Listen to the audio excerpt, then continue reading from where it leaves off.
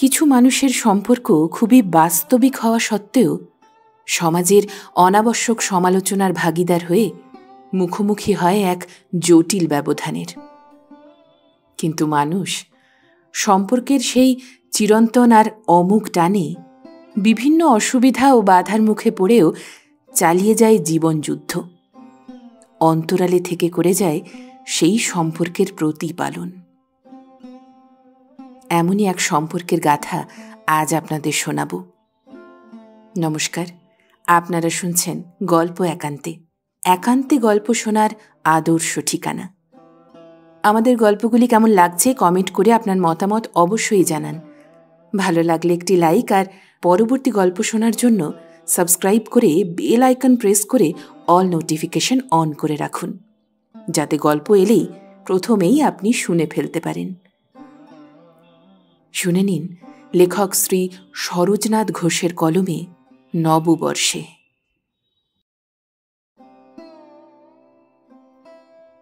মা, আসছি বাবা, বলিয়া মাতা কক্ষমধ্যে প্রবেশ করিলেন। তাহার পরিধানে একখানি চওড়া লাল পাড় শাড়ি, সিঁদুর চর্চিত ললাট তলে স্নিগ্ধ আননে একটা করুণ অথচ শান্ত স্ত্রীর বিমল দীপ্তি।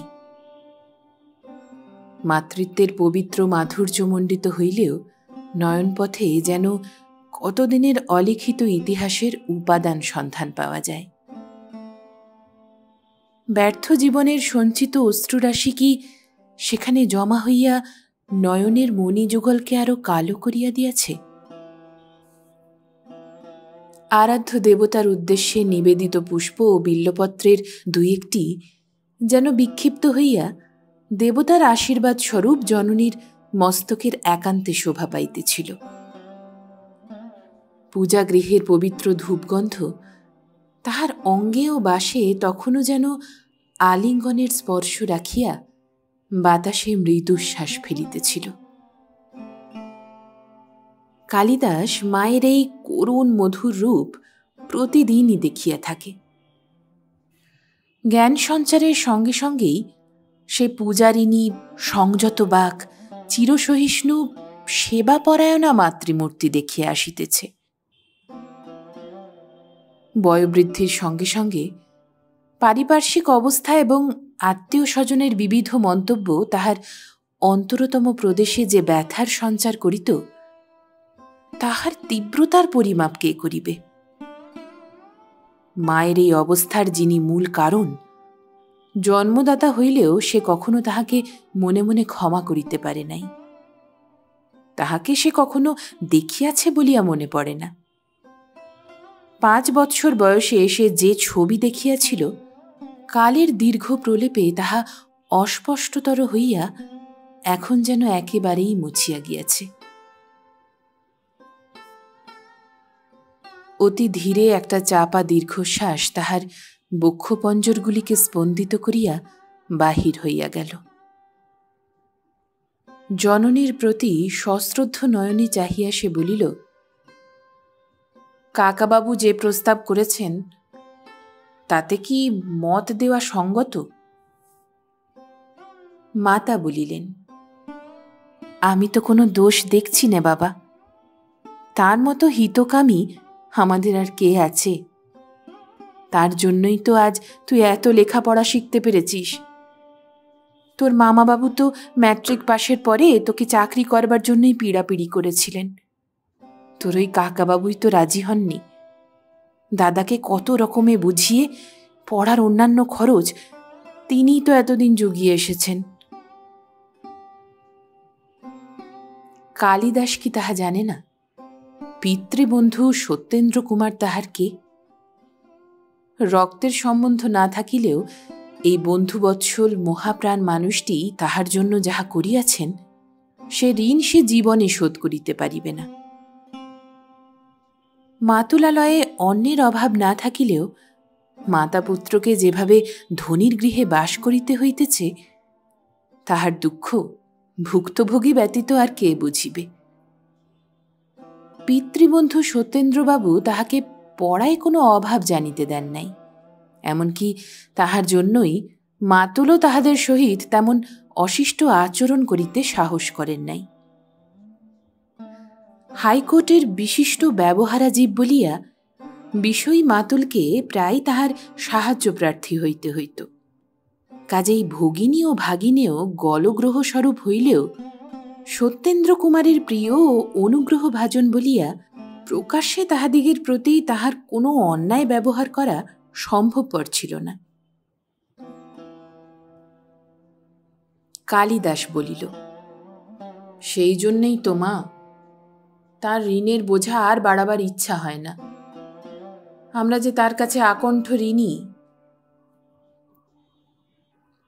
মাতার করুণ আননে ঈষৎ হাসির রেখা উজ্জ্বল হইয়া উঠিল। তিনি বলিলেন, তিনি আমার কাছে তার মনের কথা খুলে বলেছেন। তার একটিমাত্র সন্তানকে, আদরিনী বেলা মাকে, তোর হাতে সঁপে দিতে চান। তাই আগে থেকেই একটা ব্যবসা ফেঁদে যাতে তুই মানুষের মতো রোজগার করতে পারিস তার ব্যবস্থা করেছেন। লজ্জার অরুণ রাগে কালিদাসের আনন আরক্ত হইয়া উঠিল। কয়েক মুহূর্ত নীরব থাকিয়া সে সহসা বলিয়া উঠিল, আমার জীবনটাও কি চিরদিন পরের অনুগ্রহেই কাটবে মা? বাবা। তাহার মুখমণ্ডল সহসা একটু বিকৃত হইল। একটু থামিয়া সে কম্পিত কণ্ঠে বলিল, আমার যিনি জন্মদাতা তিনি পরের অনুগ্রহে ছিলেন বলেই আজ আমাদের এই দশা। আবার আমাকেও কি সেই পথ অবলম্বন করতেই বলো? ব্যথায় তাহার কণ্ঠস্বর ভারী হইয়া উঠিল। আজ সর্বপ্রথম আপনার অবস্থা বুঝিবার বয়স হইবার পর সে মাতার কাছে তাহার অনুদ্দিষ্ট পিতার কথা আলোচনা করিল। সর্বপ্রযত্নে সকলের নিকট হইতে সে এই প্রসঙ্গের আলোচনা এড়াইয়া চলিত।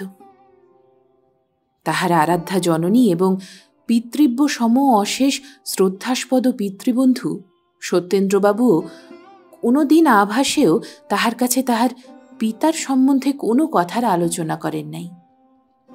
অথচ আত্মীয় স্বজনের নিকট হইতে সে স্পষ্ট ভাষায় যে সকল মন্তব্য উচ্চারিত হইতে শুনিত, তাহাতে তাহার অন্তর ব্যথিত হইয়া উঠিত এবং তাহার হৃদয়ে পিতার সম্বন্ধে এমন একটা বিরুদ্ধ ধারণা বদ্ধমূল হইয়া গিয়াছিল যে শ্রদ্ধার সহিত কোনো দিন সে তাহাকে মনে করিতে পারে নাই। সত্যেন্দ্রবাবু এবং তাহার মাতার এই বিষয়ে নীরবতা তাহার এই ধারণাকে আরো দৃঢ় করিয়া তুলিয়াছিল। জননী একবার সন্তানের ব্যথাকাতর মুখের দিকে চাহিলেন। কি একটা কথা বলিতে গিয়া তখনই আত্মসংবরণ করিয়া লইলেন। তারপর মৃদু অথচ দৃঢ়স্বরে বলিলেন, তুই এতে অমত করিস না কালী। পরের দাসত্ব করার চেয়ে এ ঢের ভালো। তোর কাকাবাবু বলেছেন, বেলামার সম্পর্কের এক জ্যাঠামশাই বেলার ভাবি স্বামীর জন্য তার জীবনের সঞ্চিত সব টাকা উইল করে দিয়েছেন। সংসারে তার আর কেউ নেই, ওই মেয়েই তার সব। এতে তোর এত আপত্তি কেন হবে? কালিদাস নীরবে ভাবিতে লাগিল। আষাঢ়ের মশিলিপ্ত আকাশের মতোই কি তাহার সমগ্র জীবন অন্ধকারে আচ্ছন্ন হইয়া থাকিবে? এ অন্ধকারের কি শেষ নাই, বিরাম নাই? আর কতকাল তিনি সন্তানের নিকট এমনভাবে আত্মগোপন করিয়া থাকিবেন? আজ তাহার জীবনাকাশের ধ্রুবতারা কালিদাস তাহার জন্মদাতা পিতার সম্বন্ধে ইঙ্গিতে যে মনোবৃত্তির পরিচয় দিয়াছে, তাহার সযত্ন লালিত শিক্ষিত সন্তানের সম্বন্ধে তাহা কখনোই শোভন নহে। কিন্তু তাহাকে এ সম্বন্ধে কোনো কথা বলিবার তাহার উপায় নাই। তাহার মুখ বন্ধ, কঠোর অঙ্গীকারে তিনি আবদ্ধ।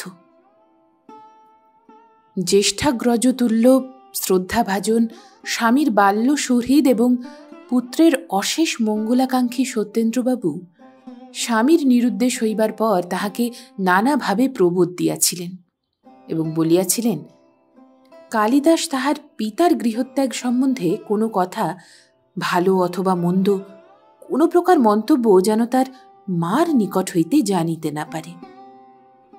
বড় হইয়া যখন সে উপার্জনক্ষম হইবে, তখন সকল কথা জানিয়া সে যেন নিরপেক্ষভাবেই তাহার ভাগ্য বিড়ম্বিত পিতার সম্বন্ধে ধারণা করিয়া লইতে পারে।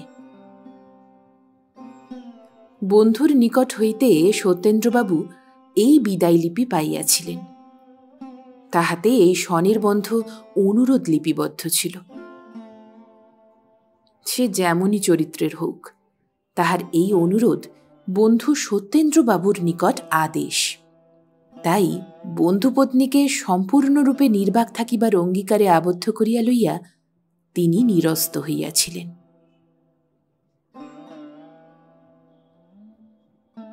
আজ নূতন করিয়া কালিদাসের মা উমাশশীর মনে কৈশোর ও প্রথম যৌবনের স্মৃতি পুনঃ পুনঃ উদিত হইতে লাগিল।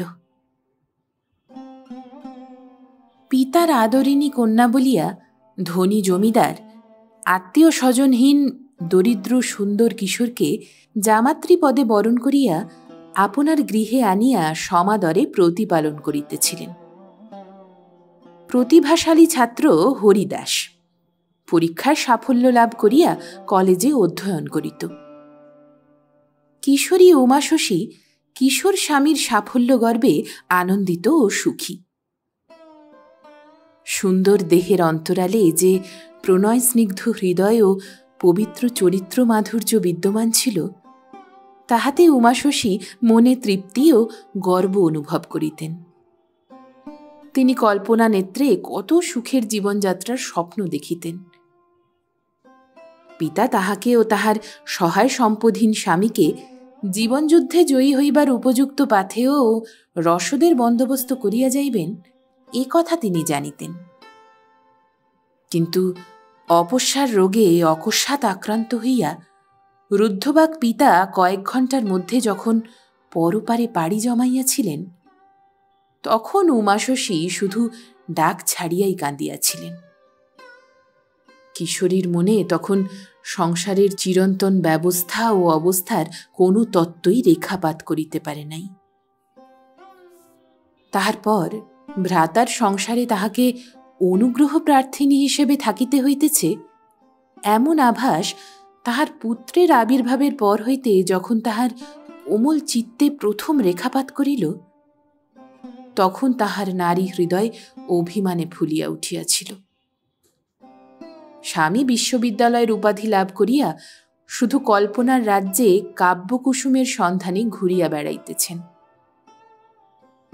মাসিক পত্রে কবিতা বা গল্প ছাপা হইলে আত্মপ্রসাদ জন্মিতে পারে, কিন্তু তাহাতে অন্নবস্ত্রের দুঃখ দূর হয় কি?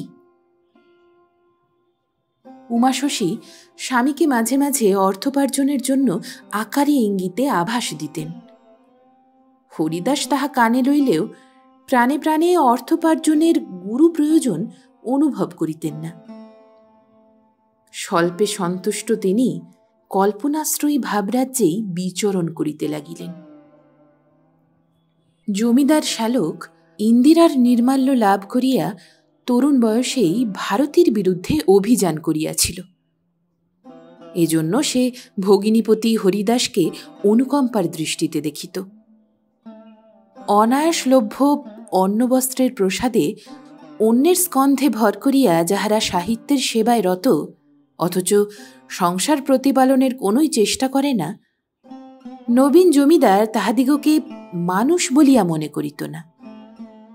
কিন্তু তথাপি সহোদরার স্বামী, তাহাকে তো কিছু বলা যায় না। কিন্তু একদল চাটুকার বেষ্টিত বৈঠকখানা ঘরে কোনো প্রসঙ্গের আলোচনায় হরিদাস যেদিন শ্যালককে যুক্তিতর্কে পরাভূত করিলেন, সেই দিন ইন্দিরার বরপুত্র ভারতীর সেবককে ক্ষমা করিতে পারিল না। সে এমন কয়েকটি কথা শুনাইয়া দিল যে হরিদাসের মতো স্বপ্নবিলাসীরও চৈতন্য হইল। আত্মসম্মানে আঘাত লাগিলে তাহার বেদনা নিতান্ত মূঢ়কেও উদ্ভ্রান্ত করিয়া তুলে। চাটুকার দিগের সম্মুখে পরানুগ্রহী, পরান্নভোজী ও পরগৃহবাসী বলিয়া যে বিদ্রূপের বাণগুলি সরাসরি না হইলেও তাহারই অভিমুখে নিক্ষিপ্ত হইয়াছিল, এমন সহজ সত্যটি বুঝিতে তাহার মুহূর্ত মাত্র বিলম্ব হইল না।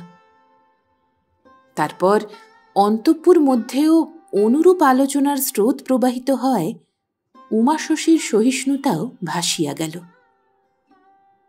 অতি নির্মমভাবে সেই রাত্রিতে তিনি হরিদাসকে ধিক্কার দিলেন। যে স্ত্রী পুত্রকে প্রতিপালন করিতে অসমর্থ, তাহার বিদ্যা ও সামর্থ্যের মূল্য কতটুকু? গলায় রজ্জু বাঁধিয়া ভাগীরথী গর্ভে আত্মবিসর্জন করাও তাহার পক্ষে প্রশংসনীয়।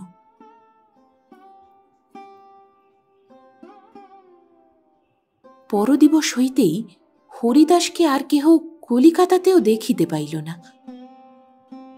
অজ্ঞাত অন্ধকারের মধ্যে তিনি যেন নিমেষে মিলাইয়া গেলেন।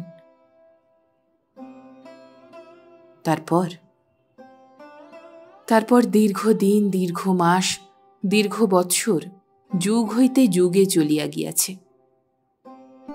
উমাশশী স্বামীর কোনো সন্ধান পান নাই। একখানি পত্র স্বামীর নিকট হইতে তাহার কাছে আসে নাই। কত দুঃখে, কি বেদনা অন্তরে লইয়া তাহার জীবনের আরাধ্য দেবতা তাহাদের সংস্রব ত্যাগ করিয়া গিয়াছেন, তাহা কি অন্তর দিয়া উমাশশী পরে অনুভব করিতে পারেন নাই? সব কথাই ক্রমে তিনি জানিয়াছিলেন, কিন্তু নীরবে সবই সহ্য করা ছাড়া আর তার উপায় ছিল না।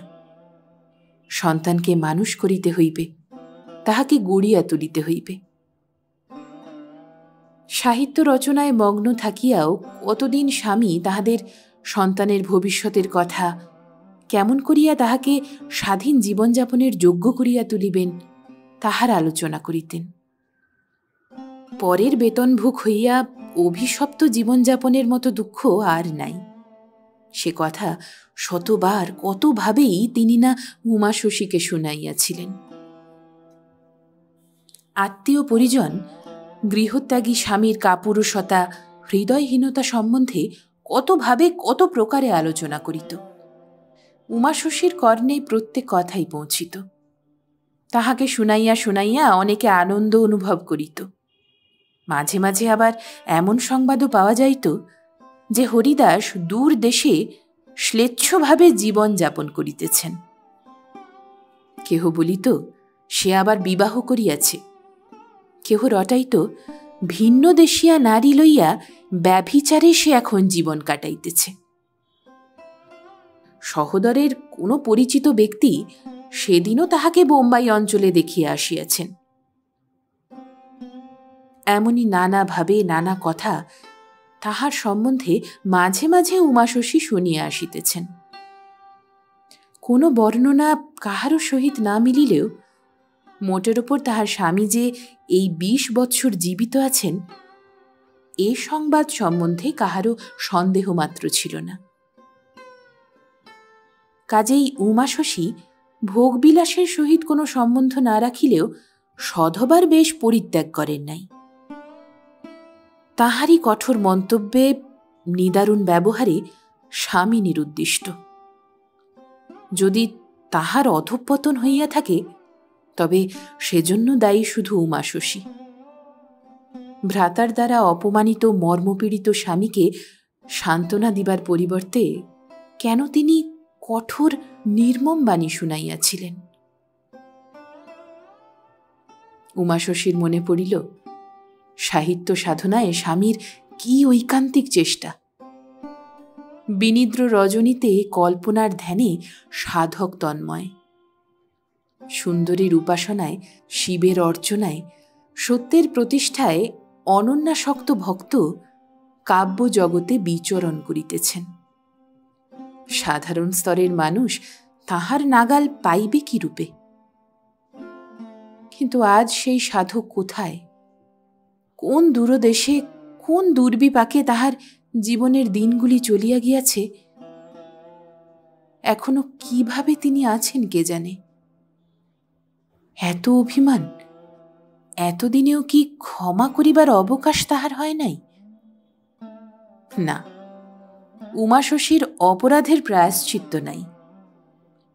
কেন তিনি অপ্রিয়বাদিনী স্ত্রীকে ক্ষমা করিবেন? তিনিই তো স্বহস্তে সে পথ রুদ্ধ করিয়া দিয়াছিলেন। দুইটি মিষ্ট কথা, গোটা কয়েক সহানুভূতি স্নিগ্ধ সান্ত্বনা বাক্য যে অবস্থায় পত্নীর নিকট অসহায় স্বামীর প্রাপ্য, তাহার বিনিময়ে তিনি কি দিয়াছিলেন? আজ ২০ বৎসর ধরিয়া উমাশশীর হৃদয়ে অনুতাপের অনলে দগ্ধ হইয়া ছাই হইতে বসিয়াছে। কিন্তু এক অন্তর্যামী ছাড়া দ্বিতীয় কোনো ব্যক্তি তো তাহা জানে না। কিন্তু আর কতদিন, আর কত সহ্য করা যায়? তিনি বাঁচিয়া আছেন, কিন্তু লোকে বলিতেছে সে মানুষ আর নাই। ব্যভিচারী, মদ্যপ, কুক্রিয়াসক্ত হইয়া বিদেশে পাশবিক জীবনে নাকি তিনি অভ্যস্ত হইয়াছেন।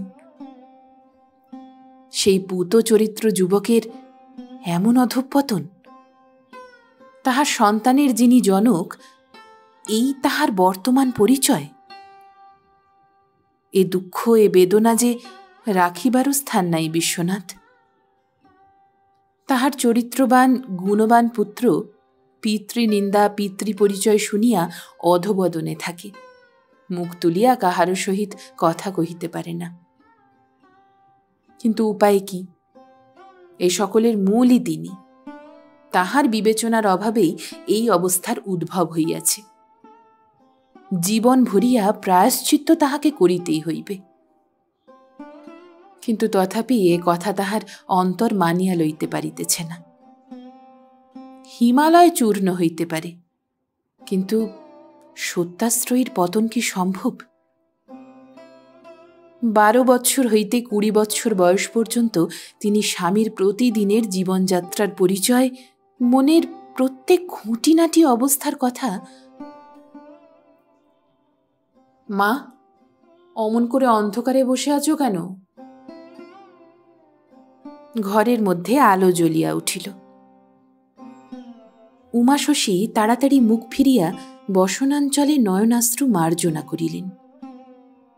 কালিদাসের তীক্ষ্ণ দৃষ্টি তাহা অতিক্রম করিল না। এমন অবস্থায় মাকে যে সে এই প্রথম দেখিল তাহা নহে। জননীর সবিশেষ চেষ্টা সত্ত্বেও সন্তানের সম্মুখে তাহাকে অনেকবার ধরা পড়িতে হইয়াছে। মুহূর্ত স্থিরভাবে দাঁড়াইয়া কালিদাস বলিল, মা, তোমার ও কাকাবাবুর আদেশ মতো ব্যবসা করাই স্থির করেছি। দাঁড়াও, তোমার পায়ের ধুলো নি। নতশীর্ষ পুত্রের মস্তকে হাত রাখিয়া জননী অস্ফুট স্বরে বলিলেন, তোমার ইচ্ছা আমি অক্ষরে অক্ষরে পালন করতে পেয়ে যেন ধন্য হই। কালিদাস কি সে কথা শুনিতে পাইয়াছিল?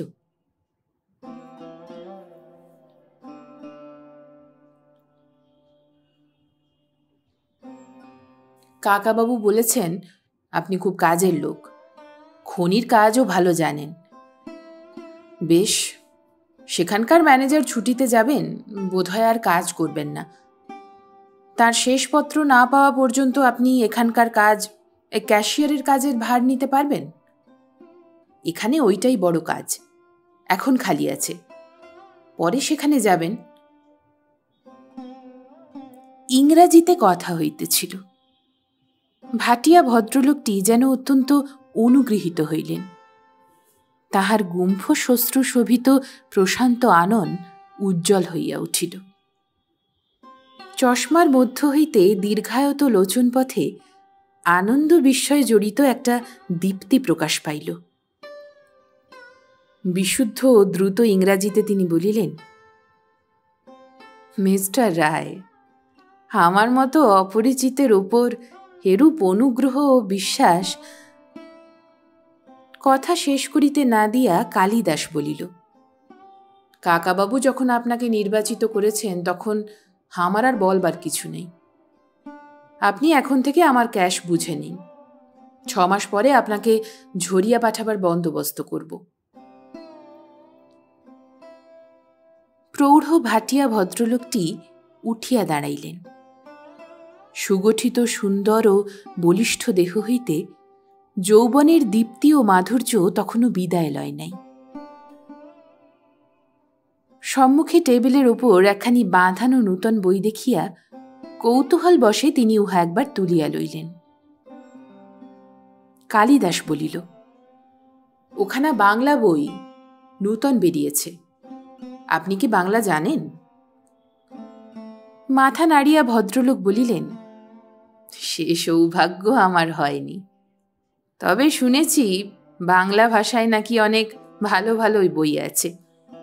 আমাদের গুজরাটি ভাষায় কয়েকখানা অনুবাদও হয়েছে।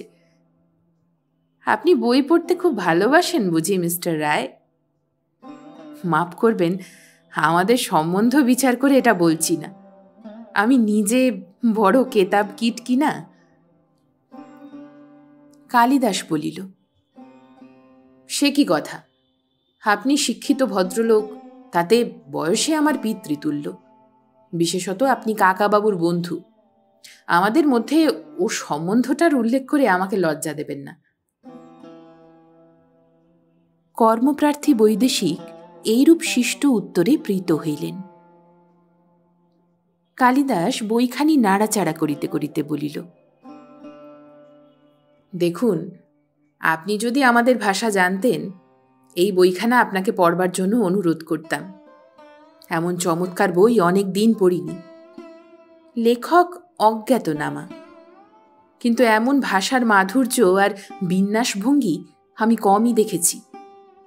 কাল রাত্রিতে বইখানা পড়ে খালি কেঁদেছি। লেখক যেন বুকের রক্ত দিয়ে বইখানা লিখেছেন। কালিদাস অন্যমনস্কভাবে সম্মুখস্থ প্রাচীরের দিকে কয়েক মুহূর্ত চাহিয়া রহিল। প্রৌঢ় মাথার পাগড়িটা সুবিন্যস্ত করিতে করিতে নির্দিষ্ট আসনের দিকে অগ্রসর হইলেন। অদূরে কয়েকজন কেরানি বসিয়া কাজ করিতেছিল। কালিদাস তাহাদিগকে ধরমচাঁদ বিঠল দাসের অধীনে কাজ করিবার কথা বুঝাইয়া দিল। কেরানিদের চিত্ত যে তাহাতে আনন্দে স্ফীত হইয়া উঠিল, এমন লক্ষণ অবশ্য প্রকাশ পাইল না। তাহাদের মধ্যে কেহ কেহ ওই পদের জন্য আবেদন নিবেদনও করিয়াছিলেন। কালিদাসের মাতুলের শ্বশুরালয় সম্পর্কিত একজন যুবকও প্রার্থী ছিল। বাহির হইতে অজ্ঞাতনামা বিদেশি ভাটিয়া আসিয়া তাহাদের মুখের গ্রাস কাড়িয়া লওয়ায় মনে মনে কেহই সন্তুষ্ট হইতে পারিল না। কিন্তু প্রকাশ্যে অভিযোগও নিষ্ফল, কারণ তাহারা জানিত স্বল্পভাষী মনিবের হুকুম নড়িবার নহে।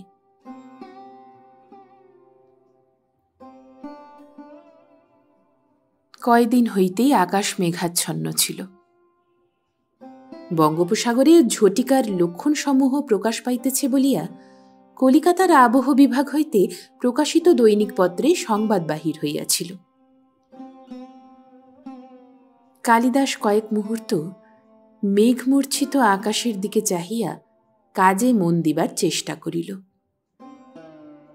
অকারণেই আজ তাহার মনটা কেমন যেন উদাস হইয়া গিয়াছিল। কল বাবু কলে চিঠি ছাপিতেছে, তাহার খটখট শব্দ, কেরানিদিগের অস্ফুট কলগুঞ্জন তাহার কানে আসিয়া পৌঁছিতেছিল। সে প্রকৃতই আজ কাজে মনোনিবেশ করিতে পারিতেছিল না।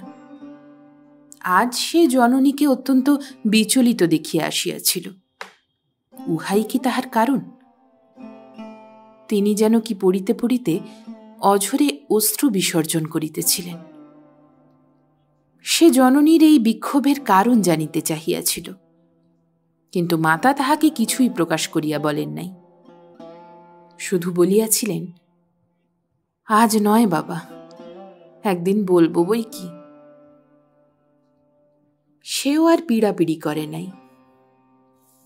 জীবনে কি সে মায়ের বুকের বেদনা সান্ত্বনা করিতে পারিবে না? কি অক্ষম সন্তান সে। কি হচ্ছে কালিদাস? যুবক মাথা তুলিয়া দেখিল তাহার মাতুল অবিনাশবাবু দাঁড়াইয়া। সসম্ভ্রমে সে তাহাকে অভিবাদন করিয়া বসাইল। কয়েক বৎসর ব্যবসা করিয়া কালিদাস প্রচুর অর্থ উপার্জন করায় মাতুলালয়ে তাহার আদর ও প্রতিপত্তি বাড়িয়া গিয়াছিল। ইদানিং ভবানীপুরে সে এক সুদৃশ্য অট্টালিকা নির্মাণ করাইয়া জননী সহ তথায় বাস করিতেছিল। প্রচুর টাকা, ব্যবসায়ী মহলে সুনাম, মোটর, কিছুরই অভাব তাহার ছিল না। শ্যালকর্ণভোজী ভাগ্য বিড়ম্বিত হরিদাসের পুত্র বলিয়া যাহারা পূর্বে কালিদাসকে অনুকম্পা ভাজন মনে করিত, এখন সকলেই তাহার প্রশংসায় পঞ্চমুখ। অনেকেই আবার তাহার অনুগ্রহ প্রার্থী। এমনকি প্রয়োজন হইলে বিস্তীর্ণ জমিদারির মালিক অবিনাশবাবুও ভাগিনের নিকট টাকা ধার লইতেন। কয়লার ব্যবসায়ে সে বৎসর অতিরিক্ত অর্থলাভ হওয়ায় কালিদাস আরও কয়েকটি নূতন ব্যবসায়ের পত্তন করিয়াছিল। ভাগ্যলক্ষ্মী মুক্ত হস্তে তাহার মস্তকে আশীর্বাদ ধারা বর্ষণ করিতেছিলেন। অবিনাশবাবু পূর্বে কখনো কালিদাসের আপিসে আসেন নাই। সম্ভ্রান্ত মাতুলের পদধূলি লাভে কালিদাস ধন্য হইল।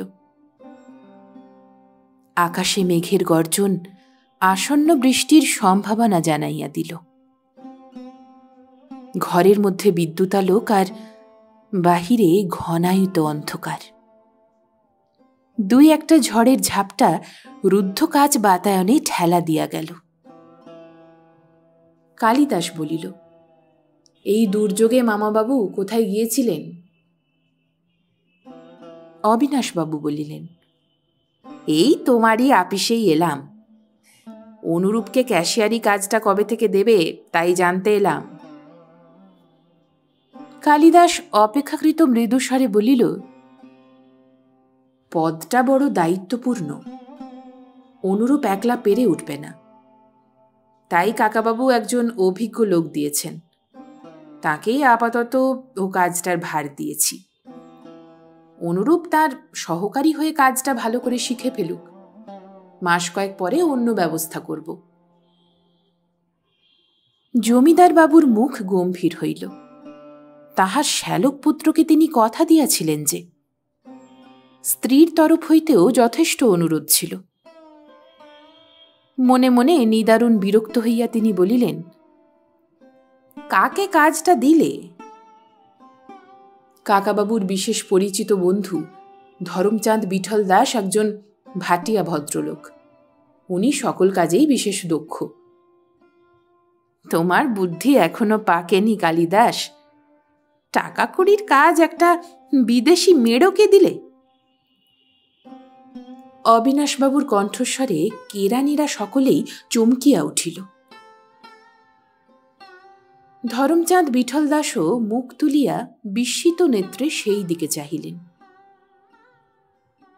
কালিদাস কুণ্ঠিতভাবে বলিল, কাকাবাবু ওকে খুবই ভালো জানেন।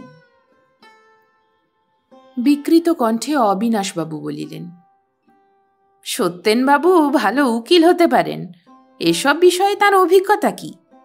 তোমরা জানো না, সব বদমাস। ওদের বিশ্বাস নেই কোন দিন তোমার গলায় ছুরি দেবে। ও বেটাকে রেখেছ, মুশকিলে পড়বে। কেরানিরা উৎফুল্লভাবে কান খাড়া করিয়া সব শুনিতেছিল। মৃদু হাসির রেখা তাহাদের আননে উদ্ভাসিত হইল। ধরমচাঁদ বাবু তাহাদের ভাবভঙ্গি দেখিয়া বোধহয় বুঝিলেন তাহারই সম্বন্ধে আলোচনা হইতেছে। তিনি উন্নত মস্তকে সেই দিকে চাহিয়া অবিনাশবাবুকে নিরীক্ষণ করিতে লাগিলেন। কালিদাস বড় বিপন্ন হইল। মামাবাবুর কথাগুলি তাহার ভালো লাগে নাই। আগন্তুক ভদ্রলোক যদি বাংলা ভাষা জানিতেন, ছি ছি, কি লজ্জা!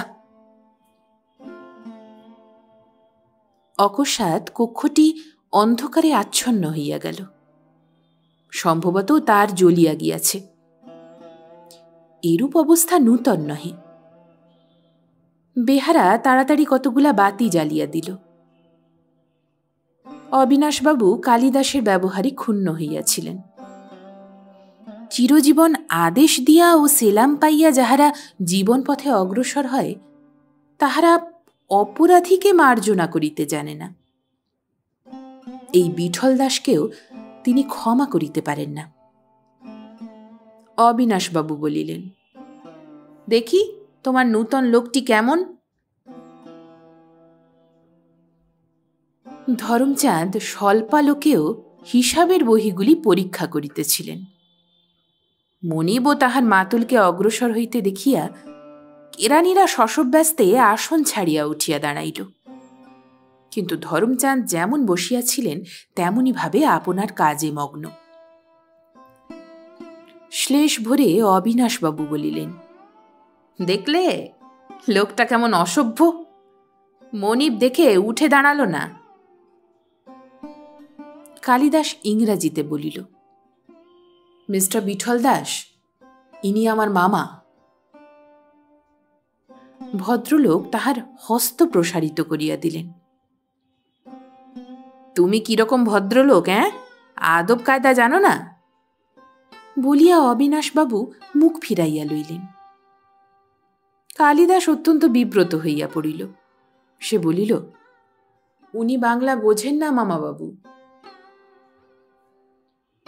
অবিনাশবাবুর আভিজাত্য মর্যাদা জ্ঞান তখনই দুর্নিবার ভাবে জাগিয়া উঠিয়াছিল। তিনি ইংরাজিতে বলিলেন, মনিবের সঙ্গে ব্যবহারের রীতি তোমার জানা নেই?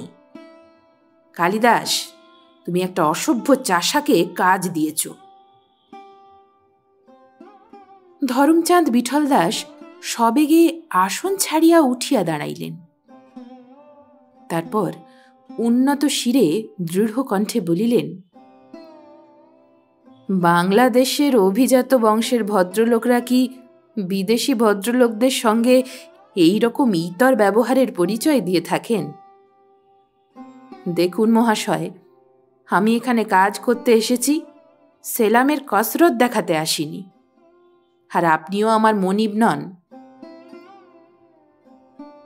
অবিনাশবাবু বলিলেন, দেখলে কালিদাস, তোমার চাকর বলে কিছু বললুম না, নইলে চাবকে আজ। অবিনাশবাবুর কণ্ঠস্বর ক্রোধে রুদ্ধ হইয়া গেল। কালিদাস এমন অদ্ভুত ব্যাপার কখনো দেখে নাই। সে মনে মনে বুঝিল দোষ সম্পূর্ণ তাহার মাতুলের। কিন্তু এক্ষেত্রে সে কি করিবে? অবিনাশবাবু দ্রুত বেগে বাহিরে গিয়া মোটরে চড়িলেন। আকাশে তখনও ঘন ঘন বজ্রনাদ হইতেছিল। নত শীর্ষে দাঁড়াইয়া কালিদাস ভাবিতেছিল, এ কি হইল? মাতুলের এই অভদ্র আচরণের প্রতিবাদ করিবার সামর্থ্য পর্যন্ত তাহার হইল না। স্নিগ্ধ কণ্ঠে বিঠল দাস বলিলেন, মিস্টার রায়, দুঃখের কোনো প্রয়োজন নাই। এরপর এখানে আর আমার কাজ করা সঙ্গত নয়। আমার জন্য, ভবঘুরের জন্য আত্মীয় বিচ্ছেদ করা সঙ্গত নয়। আমি এখনই চলে যাচ্ছি। জীবনে অনেক দুঃখ পেয়েছি, এই দুঃখ আমার কাছে বড় নয়। কালিদাস দৃঢ়স্বরে বলিল, তা হবে না মিস্টার বিঠল দাস। আপনি কর্মচারী হলেও মাতুলের দুর্ব্যবহারের জন্য আমি আপনার কাছে ক্ষমা চাচ্ছি। আপনি যাবেন না। প্রৌঢ় স্নিগ্ধ দৃষ্টিতে যুবকের দিকে চাহিয়া বলিলেন, ভগবান আপনার মঙ্গল করুক, কিন্তু বিদায়। বিঠল দাস অপমানিত হয়ে সেখানে কাজ করে না।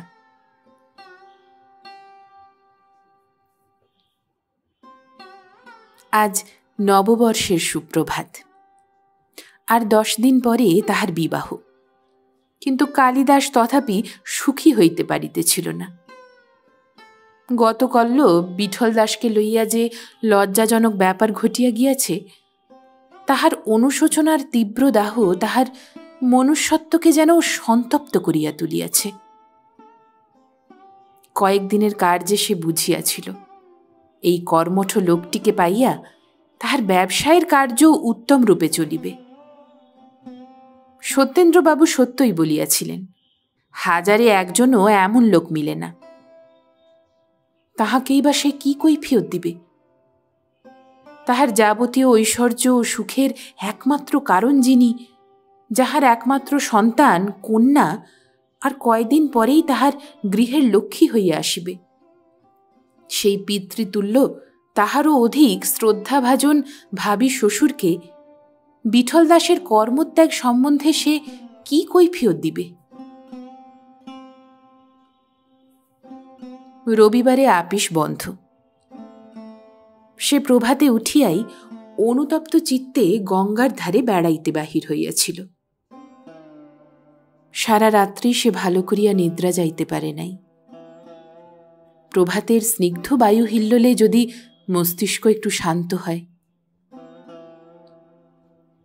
কয়দিন হইতে সে জননীর মুখেও একটা আশ্চর্য পরিবর্তন দেখিয়া আসিতেছে। সেই চিরবিষণ্ণ করুণ মুখমণ্ডলে যেন একটা অপূর্ব আভা বিকশিত হইয়া উঠিয়াছে। ভাগ্য বিড়ম্বিতা নারী পুত্রের বিবাহ দিয়া একটা আনন্দ নীড় রচনার আশায় কি সত্য সত্যই উৎফুল্ল হইয়া উঠিতেছেন?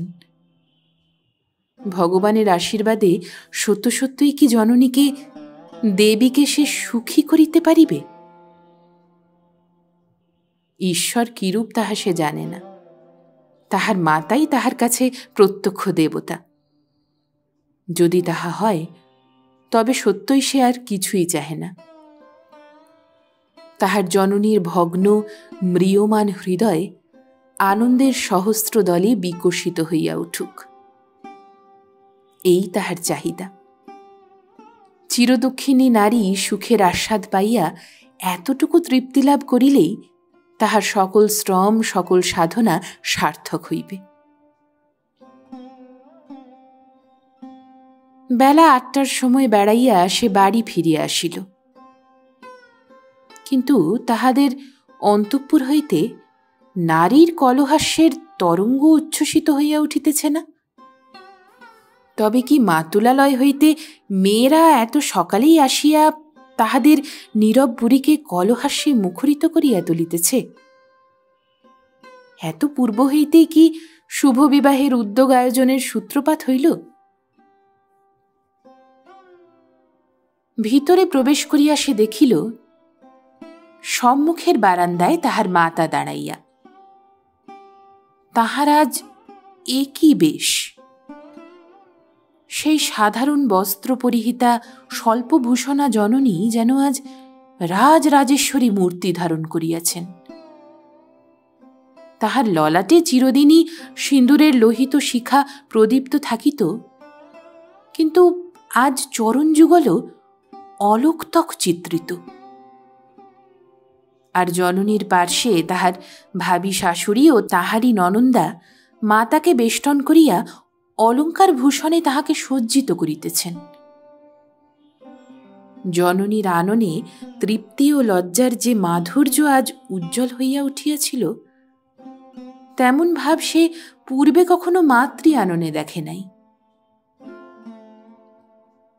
অদূরে পরিচারিকা দুইজন দাঁড়াইয়া, তাহাদের আননও হর্ষোৎফুল্ল।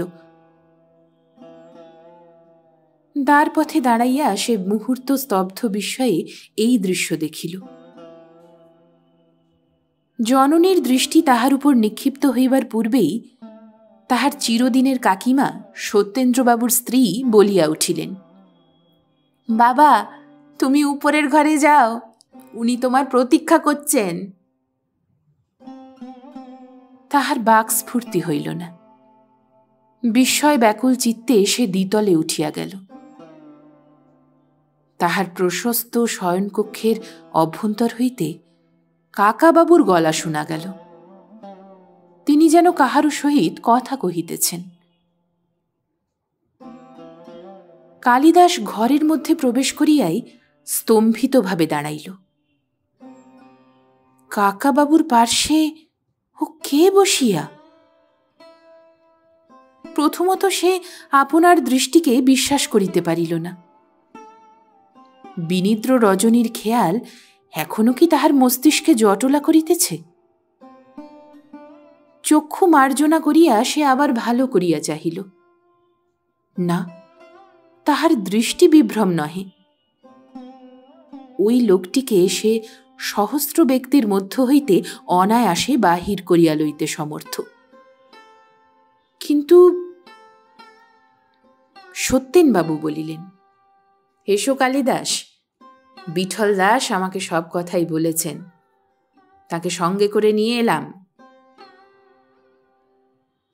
সকৌতুক দৃষ্টিতে তিনি কালিদাসের প্রতি চাহিলেন, কিন্তু কালিদাস বুঝিতে পারিল না তাহার অন্তঃপুরে সম্পূর্ণ অপরিচিত এক বিদেশীকে কি করিয়া কাকাবাবু প্রবেশাধিকার দিলেন।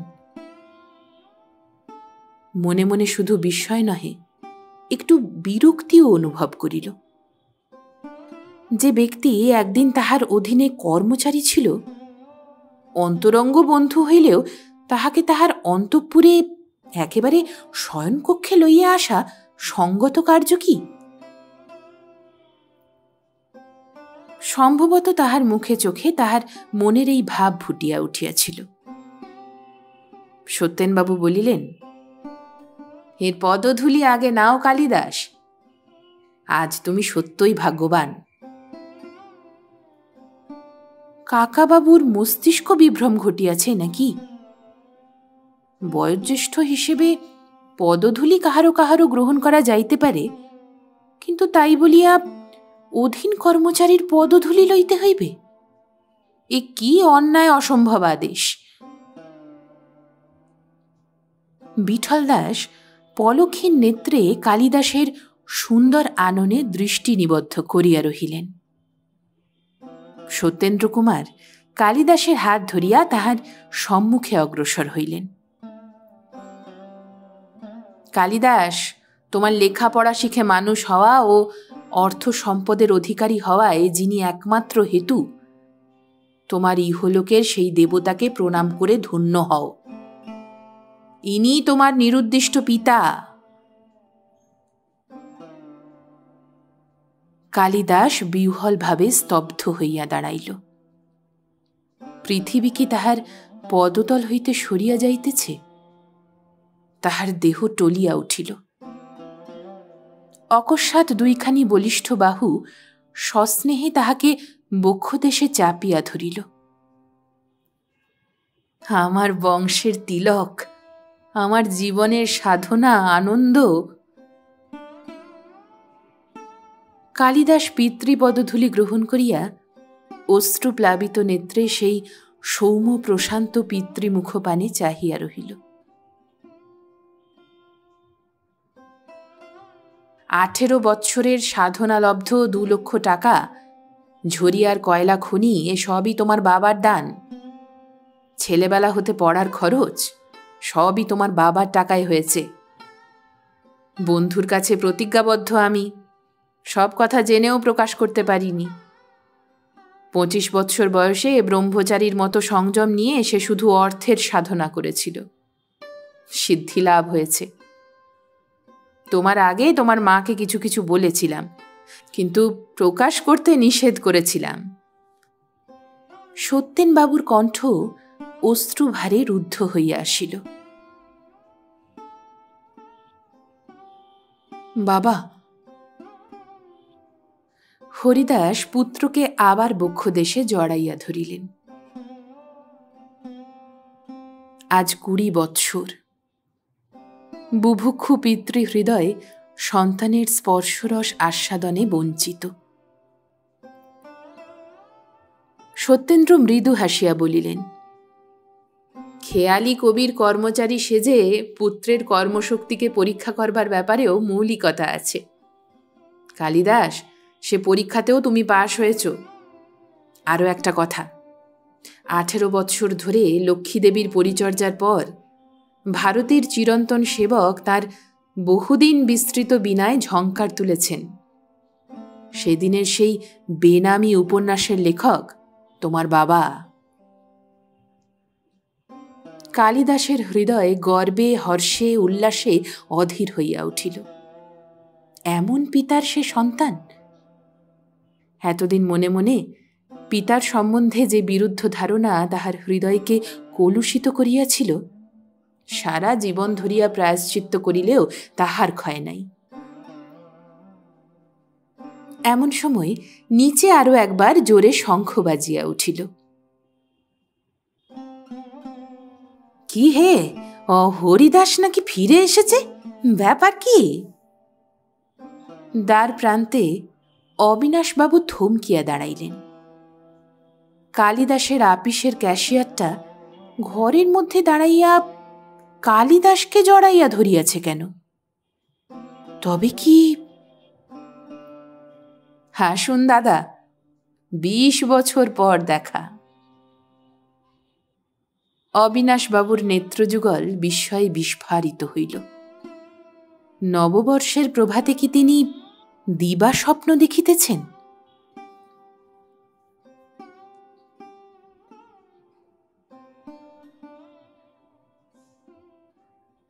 আপনারা শুনছিলেন লেখক সরোজনাথ ঘোষের কলমে গল্প নববর্ষে। পরবর্তী গল্পের জন্য শুনতে থাকুন গল্প একান্তে।